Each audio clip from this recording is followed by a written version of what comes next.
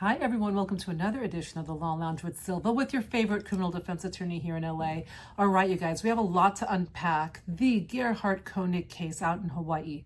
This case fascinated me and I did not miss a day of testimony.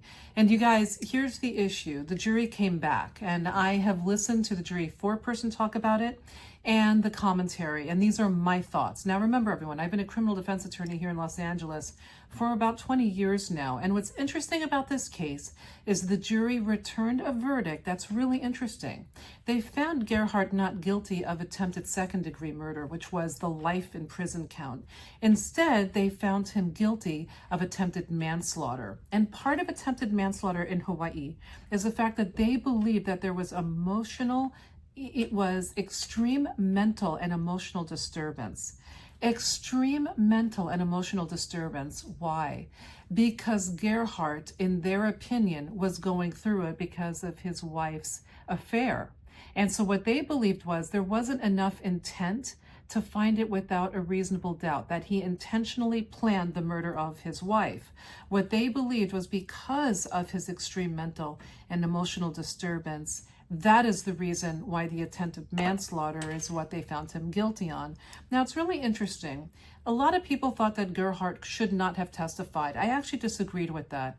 He should have testified. And the reason is this was a he said, she said issue.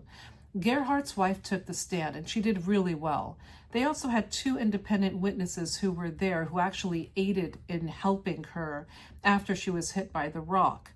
Gerhard had no other choice but then to explain his side, and I do honestly believe that if he didn't, he would have been found guilty on second degree. I would love to hear your thoughts on the trial. Again, I think the jury did their job. They did deliberate for over 8 hours, and they were in the courtroom. None of us were. They were able to really view the testimony of all sides, and they found beyond a reasonable doubt that attempted manslaughter was committed. Now, Gerhard, this is a huge defense win because he's no longer facing life in prison. His max is 20 years. And again, maxes aren't usually given for people who don't have any history of crimes. He was a well-renowned doctor. I do believe the judge will likely give him 12 years or under, but I'd love to hear your thoughts, you guys. You guys take care, be safe, and I look forward to the next time.